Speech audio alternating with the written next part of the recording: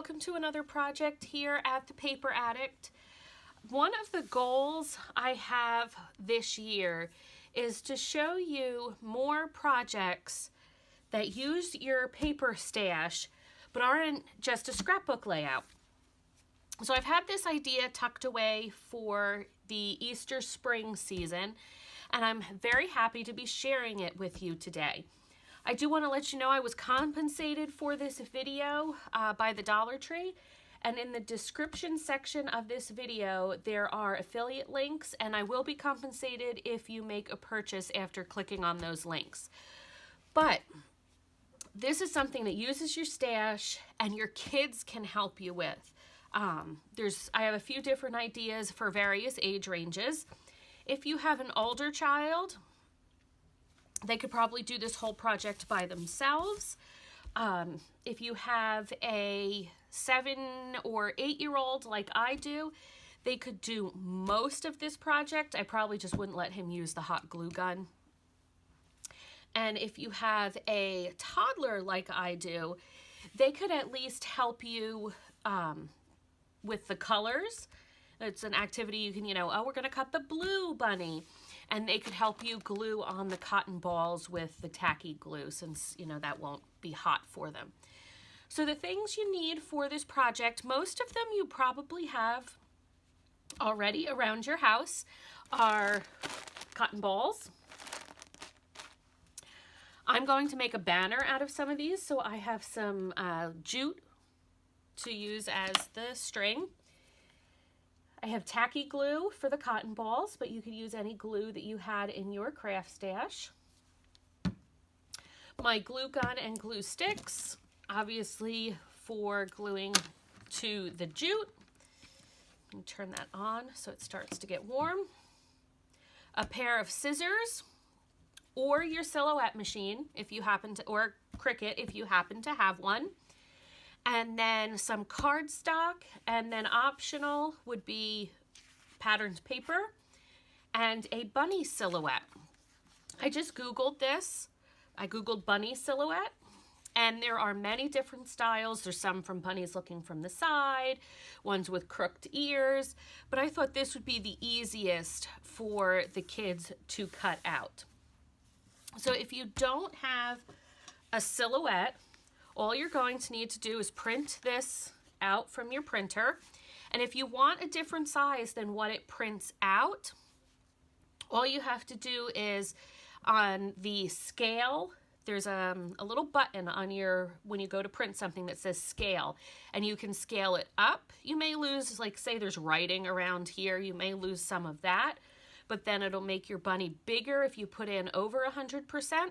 Or if you put in less than 100%, you can make it smaller. So once you print it out, you're going to cut it out, and then this will just be your template. You'll put it on your cardstock. You'll trace it. Pencil, pen, whatever you have.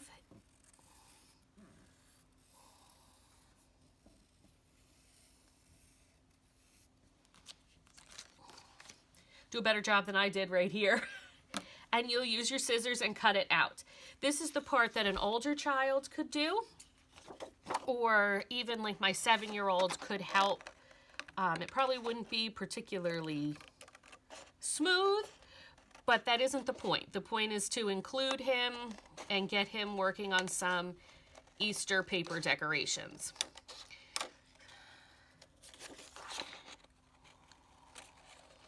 What I will probably do is use some colored cardstock and some patterned paper.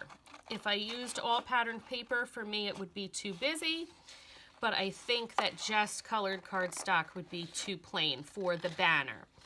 Now I thought about scaling these down and using them just around the house, not in a banner, maybe on your front door or, on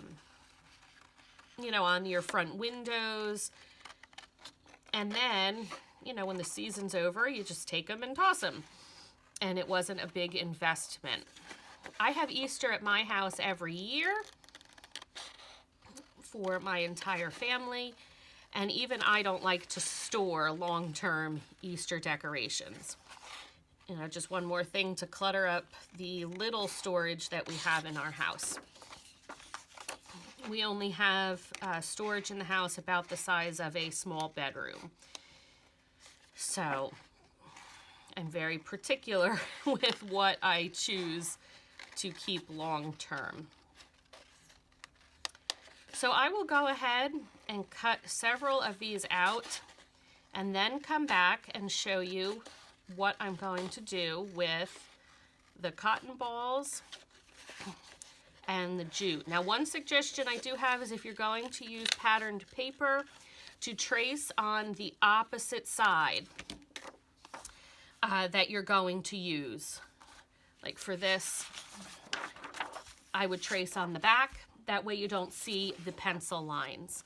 And another reason I chose this particular silhouette of the bunny was there was no right or wrong way that he was facing. So that when I include my 7-year-old, he doesn't have to be worried about that. So cut a few more of these out and I'll be right back. Okay, so now that I have some cut out, what you're going to do with the cotton balls, here's one I did with patterned paper, is you're going to give the bunny his tail. Now you can use, depending on the size you end up printing your template or using your cutting machine, you can use 1 cotton ball, 2 cotton balls, whatever floats your boat, or if you have kiddos, let them choose. And this is where the littlest ones could even help. You put down the glue, they place the cotton balls, but look at how cute these are. I think it's even cuter on the plain paper than it is the patterned paper. You could even, if you wanted to, you know, really let the little ones get involved, you could make him have, you know, fluffy bunny ears. Even, you know, poof them apart a little bit to fill in the whole thing. But for me, I like it a little plainer, so I'm going to just use the bunny butts. Now, what I want to do is create a little banner for my opening in my kitchen. So I've taken the entire roll of jute off. I've tied knots in the end to keep them from unraveling, and I'm going to put just a touch of hot glue there to secure that. Whoop. Hold it until it's dry. Don't stick it to your background.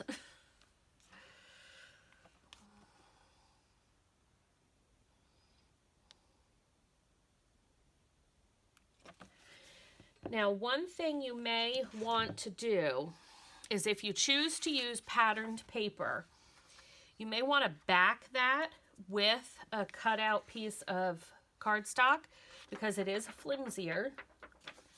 And also it's not, depending on where you're hanging it, it's not so pretty on the back. And you see how the glue makes it warp a little bit?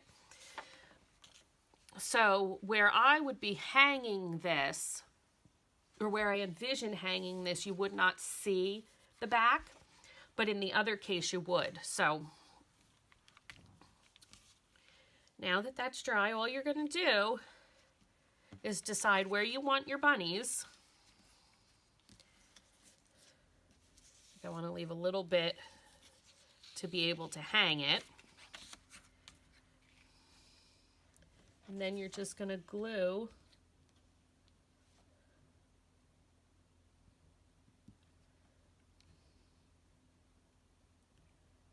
the jute down.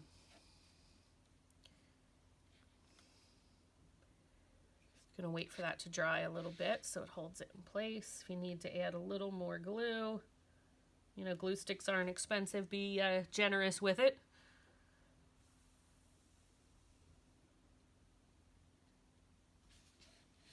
I will go back and pull all the little strings off when I'm done.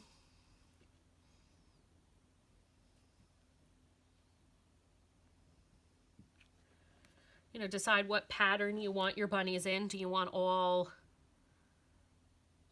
cardstock ones based on your length of your jute? Do you want cardstock pattern?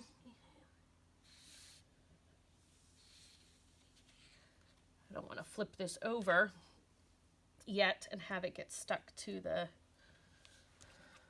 mat. So then move down a little bit and do the same. So I'll come back when I have it all done. Okay, while my bunnies are drying for my banner, I can show you I scaled down the file and cut some smaller ones. And these are the size that I was saying could be sprinkled around somewhere. Or figure if you scale them down even further, which you can do, you know, just keep using that percentage and making it smaller, or if you have a cut machine, you know, make that smaller. You could mirror them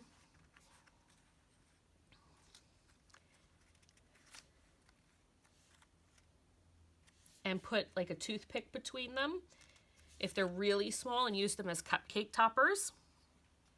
And if you wanted to, you could cut one of these apart or just pull a little fluff off and make a tiny bunny butt. How cute would that be as a cupcake topper? Or put a paper straw between them, depending on the size. And if you have flowers or planters, you could use them between, you know, in the greenery. Or with a paper straw, which I don't have any, or I'd show you, you could size these appropriately, glue them down with part of the straw coming out here, and have fun Easter straws for your kiddos or your guests, if your guests have kiddos and you happen not to. So let me check these. Nope, still tacky on the last one, but I can flip this one over. This one's good. I made this one small because I wanted to hang it near my kitchen window, which isn't particularly large. You'll see I have a lot of jute left. But if you have a large area, just tie two together and put a little hot glue and have this be the joining place, be behind one of the bunny's ears. So there you go. Quick, easy. I mean, how long did that take me? Not very long. I'll go hang it up so you can see. And lots of ideas on how to use it with different age groups. So thanks so much for watching my DIY Easter Bunny paper decorations. I hope to bring you more off-the-page projects this year. And if you have any requests about certain projects you'd like to see me try, be sure to let me know. Thanks so much, guys. Bye.